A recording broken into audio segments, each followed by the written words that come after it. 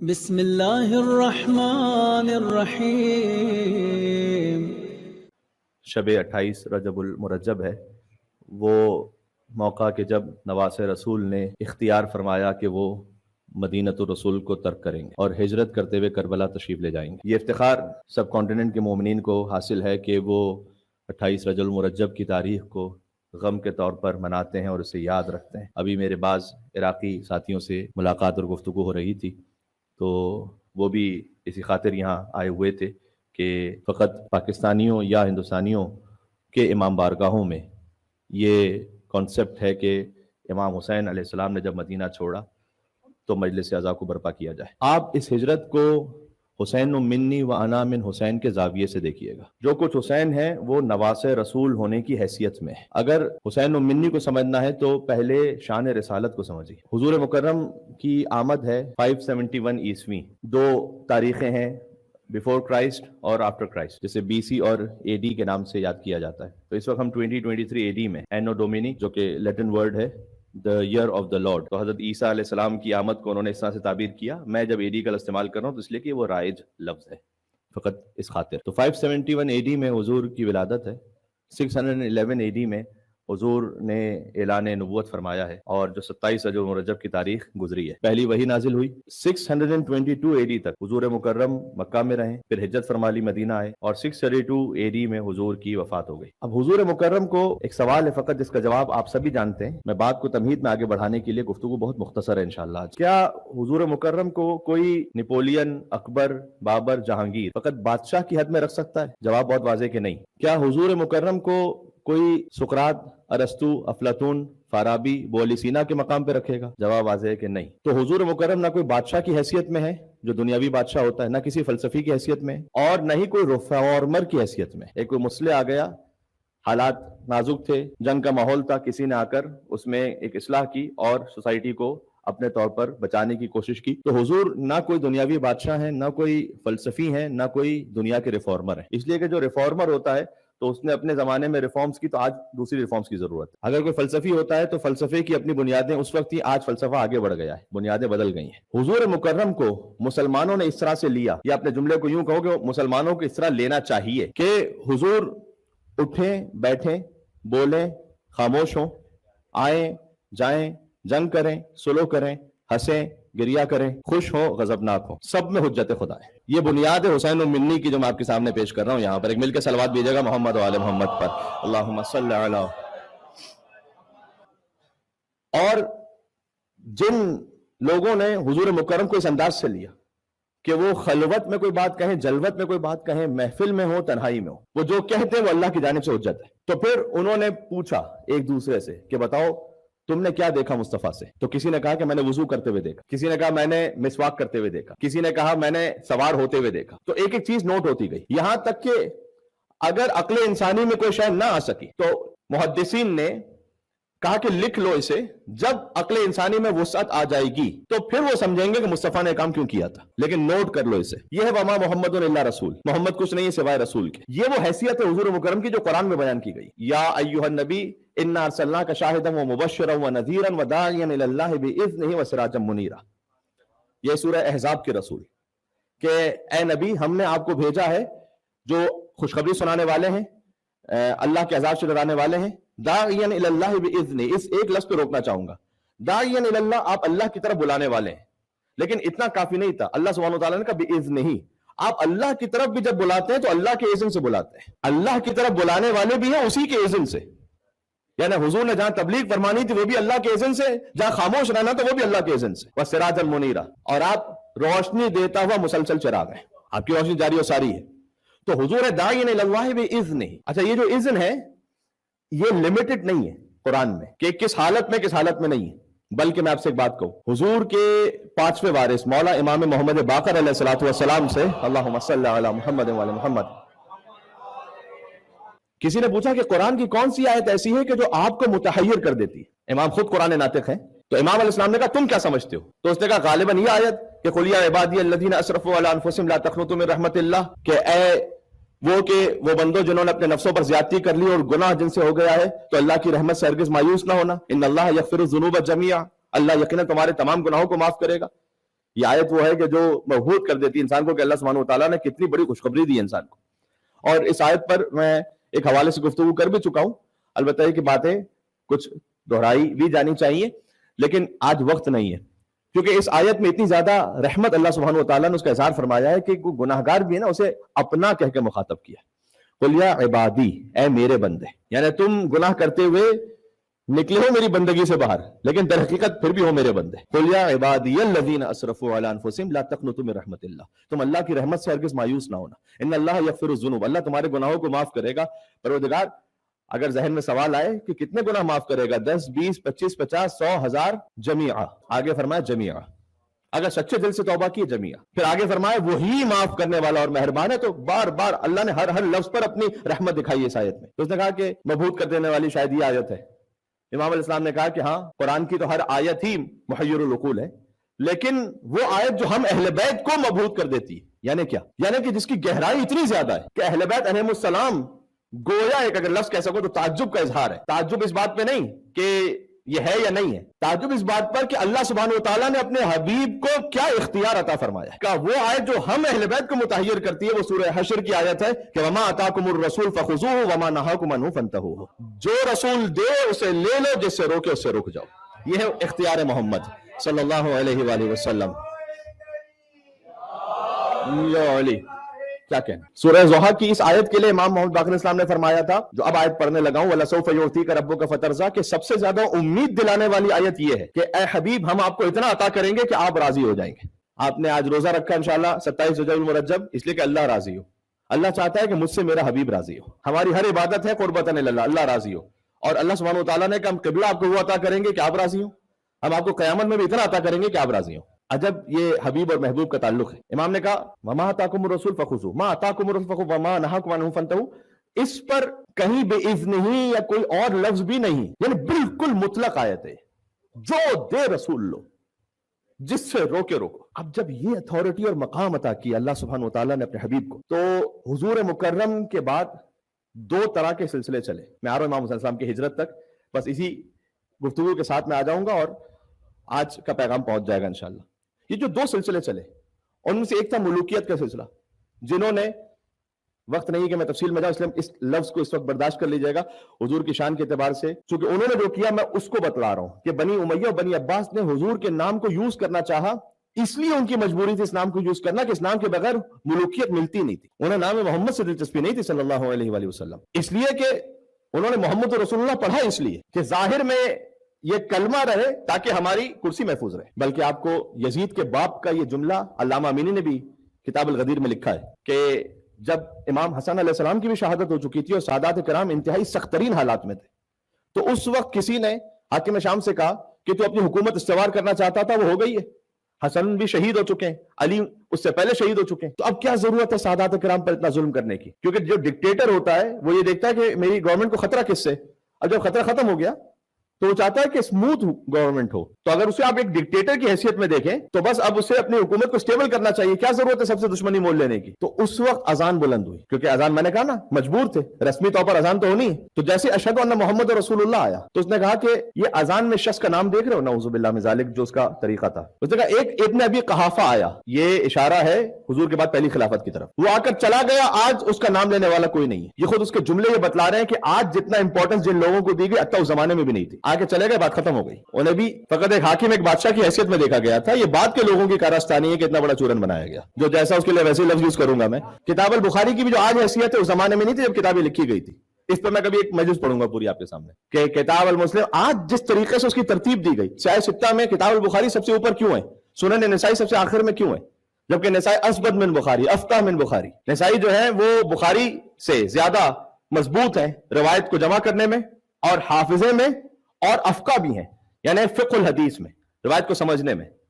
سب سے آخری نمبر اس لیے کہ نسائی نے کتاب لی تھی خصائص امیر المومنین علی بن ابی طالب، مولا علی کے چونکہ فضائل پر نسائی نے کتاب لکھی، اور نسائی کو مارا بھی اسی لیے گیا کہ جب شام میں پہنچے تو انتہائی زد و گوب کیا گیا کہ اسی وجہ سے، اب میں لفظ کہہ سکوں چونکہ حب امیر المومنین مارے گئے تو اللہ جانتا ہے کہ شہادت ہوئی یا وفات ہوئی یا وصال ہوا، یہ میں نہیں کہہ سکتا یہاں پر، لیکن بہرحال. اور چونکہ یہ علامہ امینی نے اس میں پوری تفصیل سے لکھا ہے کتاب الغدیر میں کہ سیاہ ستہ کی جو ترتیب ہے وہ بغض اہل بیت پر رکھی گئی، اس کی بنیاد اس کی بنیاد علم پر نہیں ہے، اس کی بنیاد حافظے پر، اس کی بنیاد سلیکشن پر نہیں ہے۔ تو بعد کے لوگوں کی کارستانیاں تھی کہ اپنے مذہب کو اسٹرانگ کرنے کے لیے کچھ سہارے کو دلیلیں ڈھونڈو۔ تو خلافت کا معاملہ بھی ایسا ہی ہے، یہ خود حاکم شام کا جملہ بتلا رہا ہے۔ پھر اس نے نام لیا دوسری خلافت کا کہ وہ بھی آ کر چلا گیا، آج اس کا نام لینے والا کوئی نہیں، اور پھر تیسری خلافت میں کہا وہ تو ہماری خاندان سے تھی، بنی امیہ، وہ بھی چلا گیا، اس کا نام لینے والا کوئی نہیں۔ یہ محمد ابن عبداللہ، اسے گئے برسوں ہو گئے، لیکن آج بھی اذان میں اس کا نام ہے، تو جب تک میں اذان سے نام نہ نکالتا اس وقت تک چین سے نہیں بیٹھوں گا۔ یہ معاملہ ڈکٹیٹرشپ کا نہیں فقط، یہ معاملہ محمد دشمنی کا ہے۔ حسین نہ ہوتا تو سوچئے کیا ہوتا، پھر کیا کہنے۔ تو دو راہیں چلی حضور مکرم کے بعد، جس کو ہم خلافت کہتے ہیں، جو بعد میں ملوکیت میں تبدیل ہو گئی، اور ایک ہے امامت کی لائن۔ جو امامت کا سلسلہ ہے، انہوں نے بتلایا کہ احترام مصطفیٰ بھی کیا ہے، انہوں نے سنت نبوی کو زندہ رکھا، حتی نام مصطفیٰ صلی اللہ علیہ وآلہ وسلم، اللہم صلی علی محمد وعلی محمد۔ راوی کہتا ہے صادق آل محمد کے سامنے حضور مکرم کا نام لیا گیا محمد صلی اللہ علیہ وآلہ وسلم، امام اتنا جھکے اتنا جھکے اتنا جھکے کہ قریب میں سجدے کی کیفیت ہو گئے، احترام نام محمد میں صلی اللہ علیہ وآلہ وسلم۔ ملوکیت چاہتی ہے کہ نام مصطفیٰ نہ رہے، مصطفیٰ کا نام نہ رہے تو دین نہ رہے۔ یہ ہمیں اتنا اصرار کیوں ہے اس نام پر؟ اس لیے کہ فقط یہ ایک شخص کا نام نہیں ہے محمد صلی اللہ علیہ وآلہ وسلم، یہ دین ہے۔ تو جو پھر محمد سے صلی اللہ علیہ وآلہ وسلم، وہ بھی دین ہے۔ حسین منی، حسین بھی دین ہے، انا من حسین، چونکہ میں بھی حسین سے ہوں۔ ملوکیت کی کوشش کیا ہے کہ ہم جو کرتے پھریں اولاد مصطفیٰ اسے آ کر انڈورس کر دے، ہمارے ساتھ جو ہم دربار میں کر رہے ہیں وہ کرے۔ انہوں نے ارادہ بھی کیا اس بات کا، نعوذ باللہ مشروط پیش بھی کیا گیا کئی ائمہ کو تاریخ میں، یہ وہ کریں جو ہم کر رہے ہیں۔ انہیں دلچسپی نہیں ہے کہ عبداللہ ابن زبیر ہمارے ساتھ کمپرومائز کرے نہ کرے، انہیں دلچسپی نہیں ہے کہ قبیلہ بنی تمیم، قبیلہ بنی اسد، قبیلہ حوزن یہ ہمارے ساتھ آ کر ملیں نہ ملیں، انڈورس کریں نہ کریں۔ آل محمد کیا کر رہے ہیں وہ دین ہے۔ تو جیسے حضور نے پردہ فرمایا ہے دنیا سے، تو مصطفیٰ کی بیٹی نے دربار میں آ کے بتلایا کہ تمہارا راستہ اور ہے، ہمارا راستہ اور ہے، وہیں سے راستہ جدا ہے۔ ہاں، آپ امام حسین کے جہاد کی بنیاد کو رسول اللہ میں دیکھیں گے اور یزید کے کرتوتوں کو سقیفہ کی بنیاد پہ دیکھیں گے۔ تو سیدہ سلام اللہ علیہ آئے اور آ کر فرمائیں کہ اگر تم میں میرے بابا کا احترام ہے، اگر احترام رسالت ہے، تو یاد رکھو تم میں سے کوئی ایسا کلمہ نہیں پڑھ سکتا جیسا میں پڑھتی ہوں۔ تم اگر نام نہاد ظاہری طور پر کہہ بھی دیتے ہو لا الہ الا اللہ محمد رسول اللہ، تو میں کہتی ہوں اشہد ان لا الہ الا اللہ و اشہد ان ابی محمد رسول اللہ۔ تم میں سے کوئی ایسا کلمہ نہیں پڑھ سکتا، اس روئے زمین پر کوئی نہیں پڑھ سکتا ایسے جیسے میں کلمہ پڑھتی ہوں۔ میں گواہی دیتی ہوں کہ اللہ کے سوا کوئی معبود نہیں، اور میں گواہی دیتی ہوں کہ میرے بابا محمد اللہ کے رسول ہیں۔ اشہد ان ابی محمد رسول اللہ، فاطمہ کے علاوہ کوئی کہہ نہیں سکتا سلام اللہ علیہ۔ تو اگر تم میں احترام رسالت ہے تو دیکھو رسول کی بیٹی کا حق کیا ہے۔ وہاں سے وہ فرق بالکل بعد وفات رسول ظاہر ہو رہا ہے۔ تو پھر فرمایا کہ فانتظروا انی معکم من المنتظرین، اب تم بھی انتظار کرو، میں بھی انتظار کرنے والا ہوں۔ اور وہاں سے بی بی دربار سے نکلی اور آئیں قبر مصطفیٰ پر، اور سمجھایا، کاش میں اپنی بات کو پہنچا سکوں، سمجھایا دختر رسول نے کہ اسلام کا مرکز وہ دربار نہیں ہے، اسلام کا مرکز یہ قبر مصطفیٰ ہے صلی اللہ علیہ وآلہ وسلم، یہ ہے مرکز اسلام جہاں رسول کی بیٹی آئی ہے۔ پھر یہ سنت رہی آل محمد میں، آج میری بات پہنچ سکے کہ اب آل محمد میں سے جو جائے گا وہ یہاں سے اذن لے کے جائے گا، جو ہجرت کرے گا وہ یہاں آ کر آخری سلام کہے گا، کیونکہ یہ ہے اسلام کا مرکز قبر مصطفیٰ صلی اللہ علیہ وآلہ وسلم۔ تب حسین چلیں گے تو یہاں آئیں گے اور یہاں آ کر فریاد کریں گے، اور لوٹا ہوا قافلہ واپس بھی آئے گا تو سب سے پہلے قبر رسول پر آئے گا، اور نانا ہی سے آ کر فریاد کرے گا کہ نانا ہم لوٹ کر آ رہے ہیں۔ روایت میں ہے کہ جب امام حسین علیہ السلام چلے تھے تو 64 بیبیاں وہ تھیں کہ جن کی آغوش میں شیرخوار بچے تھے، اور جب واپس پلٹا یہ کاروان تو کوئی ایک بھی باقی نہیں بچا تھا۔ کچھ کربلا میں مارے گئے، کچھ راہ کوفہ اور شام میں مارے گئے، اور حسین کی ایک بچی زندان شام میں مر گئی۔ اب قبر رسول ہے مرکز، سبحان اللہ۔ سورہ نساء کی آیت نمبر 100 ذہن میں رکھیے گا۔ اور کیا میں امام حسین علیہ السلام کی ہجرت کو سوچتا ہوں اور اس آیت کو پڑھتا ہوں تو شاید اس سے بہتر مصداق نہ ہو سکے۔ پہلے اللہ سبحانہ وتعالیٰ نے فرمایا کہ وَمَن يُهَاجِرْ فِي سَبِيلِ اللَّهِ، جو فی سبیل اللہ ہجرت کرتا ہے اس کے لیے اللہ کی زمین بہت وسیع ہے۔ حسین نے مدینہ چھوڑا ہے، آج ہر جگہ حسین حسین ہے۔ آج کوئی زمین ایسی نہیں کہ جو حسین کے نام سے آباد نہ ہو، کیا کہنے۔ ہاں، آج ہزاروں کلومیٹر دور ہیں آپ فزیکلی، لیکن آپ کے دل جڑے ہوئے کہ 28 رجب المرجب کو میرے مولا نے جب ہجرت کی تھی تو میں آؤں فرش عزا پر، یہ آپ کے دل کا جڑنا نہیں ہے تو کیا ہے؟ یہ آپ کی روح متصل امام حسین علیہ السلام سے. ایسے تو کوئی ترک سکونت نہیں کرتا، ہجرت وہی کرتا ہے جو بیعت نہیں کرتا.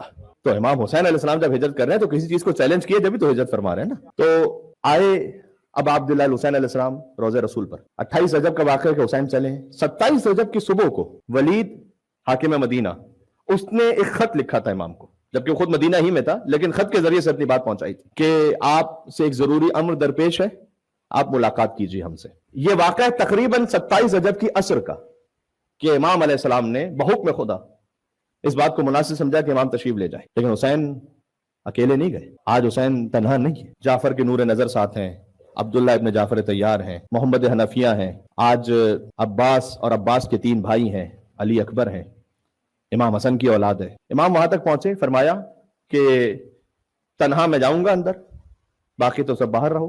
اگر میری آواز بلند ہو جائے تو تمہیں اختیار ہے کہ تم اندر آ جاؤ. اب عبداللہ علیہ السلام کے لیے کرسی وہاں موجود تھی، امام وہاں پر تشریف فرما ہوئے. یہ میں آپ سے کہوں یعنی گویا عرش الہی ہے اب یہاں پر، جس کے صدقے میں عرش بنا ہے وہ ہے یہاں پر. ولید نے کہا کہ آپ کو تو یہ خبر ہوگی کہ امیر شام کا انتقال ہو گیا ہے، اس کا بیٹا یزید تخت خلافت پر ہے.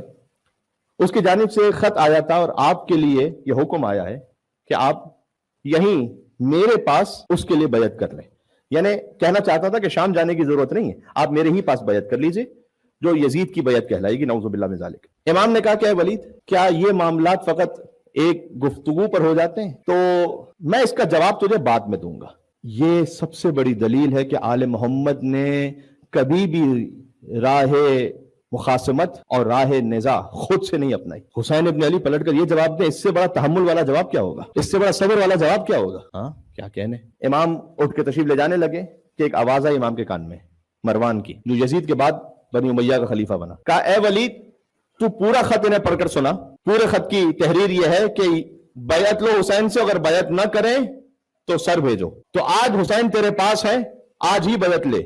اگر یہاں سے چلے گئے تو حسین کے قدموں کی خاک بھی تیرے پاس نہیں آئے گی تیرے ہاتھ میں. وجہ اللہ چہرے پر سرخی جلالت نمودار ہوئی. مروان کو دیکھا اور فرمایا یبن الزرقۃ الزانیہ، اے نیل گو آنکھوں والی زانیہ کے بیٹے، اتقتلنی ام ہوا، تجھ میں اتنی مجال ہے کہ مجھے قتل کرے گا، ام ہوا، یا اس میں اتنی جرت آ گئی ہے کہ یہ مجھے مارے گا. فرزند زہرا کی آواز کا بلند ہونا تھا. دربار کے پردے تلواروں سے چاک ہو گئے.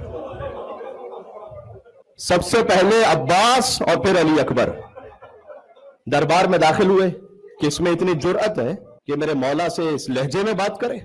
زبان حال اگر پڑھوں تو حسین نے عباس کو ایسے ہی تو روکا نا کہ عباس یہ مدینہ ہے، یہ کربلا نہیں ہے.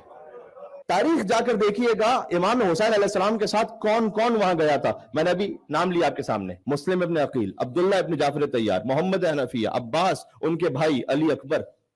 یہ وہاں شمشیریں کھینچ لیں، کسی کی جرت ہے وہاں پر کہ کوئی راستہ روک لے ان ہاشمی شیروں کا؟ مدینہ کیا، مدینہ سے لے کر مکہ، مکہ سے شام تک سب کچھ الٹ جائے گا.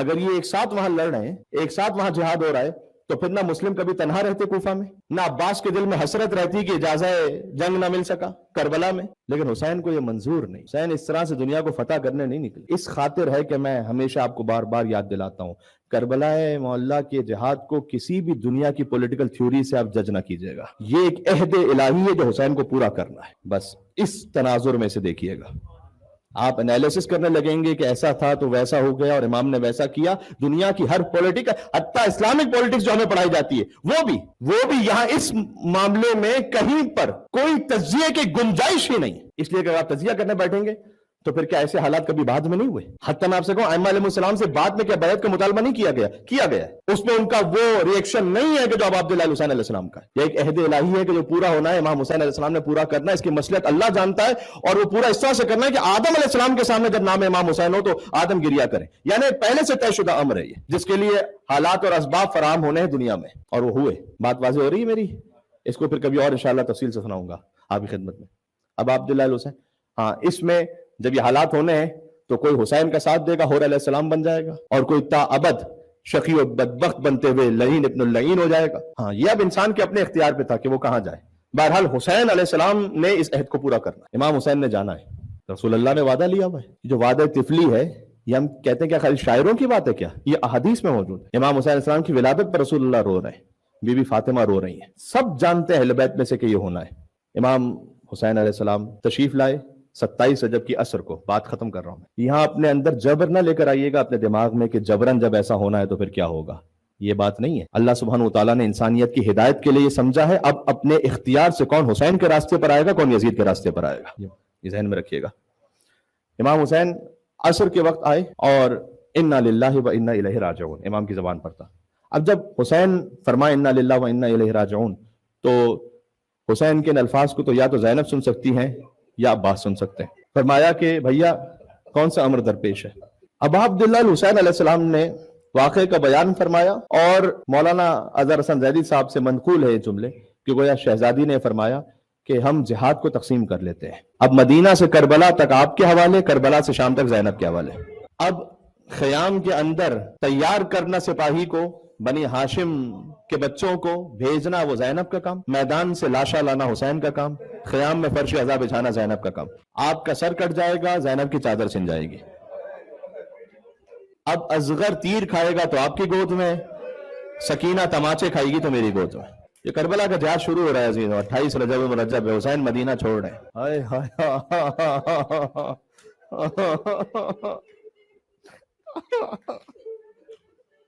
ذرا تصور فرمائیے گا, یہاں کوئی 10 سال 15 سال 20 سال رہا ہو, پھر اسے کہیں ہجرت کرنا پڑے تو کس طرح سے آپ ملاقات کرتے ہیں, کیسے ودا کرتے ہیں. حسین 57 برس سے تھے مدینہ میں. مدینہ تو رسول حسین کی وجہ سے آباد ہے. ایک دن میں یہ گھر اجڑ رہا ہے جو 57 برس میں آباد ہوا تھا. حسین ابن علی نے شہزادی زینب سلام اللہ علیہ سے فرمایا کہ آج کی رات یعنی 28 رجب کی شب جس میں آپ تشریف فرمائے یہاں, ہم نانا کی قبر پر گزاریں گے. ماں آئی تھی دربار سے باپ کی قبر پر, نواسا آیا دربار سے نانا کی قبر پر. حسین منی وانا من حسین.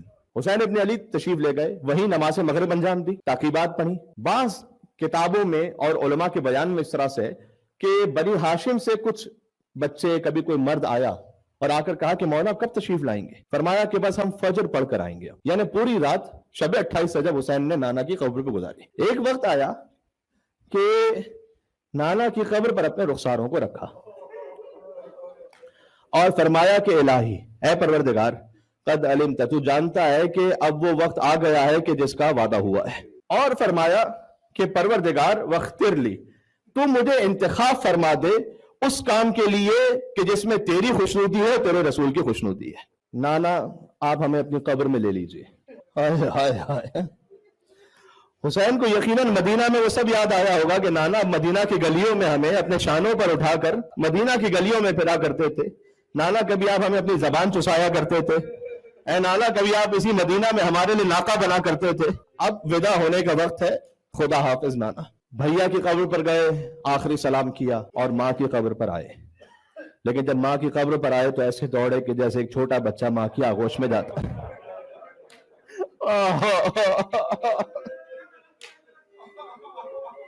تربت میں جو کی میں نے بہت گریا ازاری, گھبرا کے نجف سے علی آئے کئی باری. جب زہرا گریا فرما رہی تو علی ہی تسلی دے سکتے ہیں نا. گھبرا کے نجف سے علی آئے کئی باری, کہتے تھے کہ احمد مختار کی پیاری, تم پاس ہو تربت ہے بہت دور ہمارے. گر لٹتا ہے کیوں کر ہمیں چین آئے گا زہرا, کیا ہم سے نہ رخصت کو حسین آئے گا زہرا. کیا ہم سے خدا حافظ کو نہیں آئے گا حسین. 28 رجب کی صبح کو آئے اور شہزادی زینب سلام اللہ علیہ سے فرمایا کہ بس اب رخت سفر باندھ لیجئے, اور اے زینب آپ کے حوالے ہے, جسے ساتھ لے کر چلنا چاہیں, جسے یہیں چھوڑ دینا چاہیں. شہزادی زینب سلام اللہ علیہ نے اب ایک ایک بی بی شہزادی کے پاس, بی بی ام فروا ہیں, سکینہ ہیں, سب کو چلنے کے لیے کہا, یہاں تک کہ ایک بیمار بچی لرزتے ہوئے اٹھی. مجھے معاف فرمائیے گا, یہ بہت حساس منظر ہے.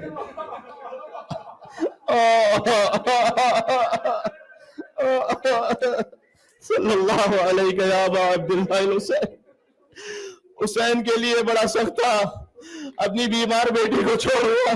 جن کی اولادیں اس سن و سال میں ہیں, 4 سال 5 سال 7 سال 10 سال, تو جب باپ باہر جا رہا ہو تو بچے لپٹ جاتے ہیں نا, بابا کب آئیں گے. باپ کہیں اور دور جا رہا ہو تو بچے لپٹ کے کہتے ہیں کہ بابا کتنے دنوں میں آئیں گے. تو حسین کیا کہیں فاطمہ صغرا سے, کیا حسین واپس نہیں آئے گا. بعض علماء اسے تعبیر کرتے ہیں کہ شہزادی زینب نے آ کر امام حسین سے فرمایا کہ بھیا جب سب کو ساتھ لے کر چل رہے ہیں تو پھر صغرا کو بھی ساتھ لے کر چلیں. تو اس وقت فرمایا کہ بہن آپ جانتی ہیں کربلا کے بعد کوفہ شام کی منزلیں ہیں, اگر ان الفاظ میں نہ بھی ہو تو یہ روایت تو مفہوماً یہی ہے کہ اسیر بنایا جائے گا, کیونکہ امام حسین نے خود قبر رسول پر یہ کہا تھا کہ پروردگار اگر تیرا دین اسی طرح سے محفوظ ہو سکتا ہے کہ میرے بدن کے ٹکڑے ٹکڑے ہو جائیں تو آؤ تلواروں حسین کو ٹکڑے ٹکڑے کر دو, اور اگر تیرا دین اس طرح سے محفوظ ہو سکتا ہے کہ میرے گھر کی مستورات اسیر ہو جائیں تو پروردگار حسین تیری رضا پر راضی ہے. تو جانتے ہیں نا حالات کو. تو اس وقت فرمایا کہ بہن آپ جانتی ہیں سروں سے چادریں بھی چھینی جائیں گی, تو اللہ تعالیٰ نے مجھے جتنی اولادیں عطا کی ہیں کوئی میرے نانا رسول اللہ کی شبیہ ہے. ہائے ہائے ہائے, کہاں ہیں گریا کرنے والے ارباب اعضا. حسین کو اس وقت بھی اپنی ماں فاطمہ زہرا کا خیال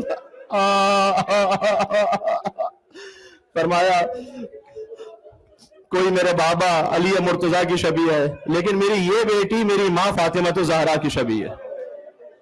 حسین سب برداشت کر لے گا لیکن شبیہ فاطمہ زہرا کوفہ اور شام کے بازاروں میں پھرائی جائے, ہائے ہائے ہائے, یہ حسین تو ضبط نہیں ہو پائے گا.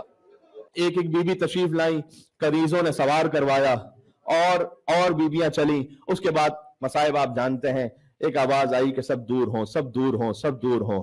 عبداللہ غفاری رسول اللہ کے صحابی ہیں, کان لا یسمع صوت الرعد, تو وہ کان اسے اس طرح سے سنتے تھے کہ انہیں بجلی کڑکنے کی آواز بھی آتی نہیں تھی. دفعتاً 28 رجب کی عصر کو بیدار ہوئے اور کہتے ہیں اپنی زوجہ سے کہ محلہ بنی ہاشم سے کن بیویوں کے رونے کی آواز آ رہی ہے. اتنا شدت سے گریا تھا محلہ بنی ہاشم میں. حسین مدینہ چھوڑے 57 برس بعد قبر رسول چھوڑ رہے ہیں, ماں کی لہد چھوڑ رہے ہیں, بھائی کا حرم اور بھائی کا مزار چھوڑ رہے ہیں. تو حسین آگے بڑھے, عباس بڑھے, علی اکبر بڑھے. میں ہمیشہ ان جملوں کو کہتا ہوں کہ آج بھی کوئی باادب بچہ ہو تو اس کے ماں باپ جب بیٹھ رہے ہوں تو ادب احترام سے وہ دروازہ کھول کے سواری کا بٹھاتا ہے ہاتھ پکڑ کر یا نہیں. تو جب یہ ہمارے گھروں کی سنت ہے تو کیا آل محمد میں یہ نہیں ہوگی؟ تو حسین نے اپنا گویا زانو بھی خم کیا. علی کی بیٹی احترام سے سوار ہوئی. آج پردہ بھی ہے, آج محمل بھی ہے, آج ہودج بھی ہے. آپ کی صدائیں بلند ہیں. میں کربلا سے کوفہ کی سواری نہیں پڑھ رہا, وہاں علی کی بیٹی تنہا تھی. کہا فروا قاسم نہ صحیح کیا ہوا میں موجود ہوں, اے کلثوم عباس نہ صحیح کیا ہوا میں موجود ہوں. جب سب کو سوار کروا لیا تو خیمے تو خیر بچے نہیں تھے لیکن کونے میں ایک عورت کھڑی ہوئی تھی, کنیز تھی. کہا اے ماں فضا, آج آپ کو زینب سوار کروائے گی. سید سجاد جل کر مر جاتے اگر زینب نہ ہوتی. بس میں نے بات ختم کی. بس زینب نے جب سب کو سوار کروا دیا تو تنہا رہ گئیں. گویا فرات کا رخ کیا عباس. آپ نے توقع سے بڑھ کر جو گریے کا حق تھا گویا وہ ادا کر دیا. ایک عجب ہی 28 رجب کی مجلس میں اتنی رقت اور اتنی روحانیت اور ایک ایسی عجیب معنویت ہے. بس حسین تھوڑا سا آگے چلے تھے کہ عباس نے آ کر کہا کہ مولا کچھ دیر کے لیے قافلہ روک دیجئے گا. حسین نے کہا عباس ابھی تو مدینہ سے چلے ہیں, اب جو مڑ کر دیکھا بیمار بیٹی. محلن محلنیا, بابا آہستہ, بابا آہستہ, بابا. بیمار بیٹی آئی, آ کر کہا کہ بابا آپ نے وجہ بتا دی, ہم یہ کہنے کے لیے نہیں آئے کہ آپ ہمیں ساتھ لے کر چلیں, میں تو چاہتی ہوں ایک بار ننھے مسافر کی زیارت ہو جائے بابا. اب جو علی اصغر فاطمہ صغرا کی گود میں آئے, بہن کا بھائی سے عجب رشتہ ہے کہ حتیٰ جب ماں بھی آگے بڑھے تو اصغر واپس آنے کو تیار نہیں ہوتے. میرا آخری جملے پر آ گیا, نام امام حسین علیہ السلام پر. حسین آگے بڑھے اور اصغر کے کان میں کچھ کہا. حسین کا بیٹا ہے, اسرار آل محمد سے واقف ہے, بیٹا ہمک کر باپ کی گود میں آیا. اللہ جانے حسین نے کیا کہا تھا. یہ راز اس وقت کھلا کہ جب عصر عاشور حسین نے کہا حل من ناصرین ینصر حل من مغیث یغیثنا, کون ہے جو حسین کی نصرت کرنے والا ہے. 6 ماہ کے بچے نے اپنے آپ کو زمین کربلا پر گرا دیا. بابا اسی لیے تو صغرا کی گود سے لیا تھا مجھے بابا.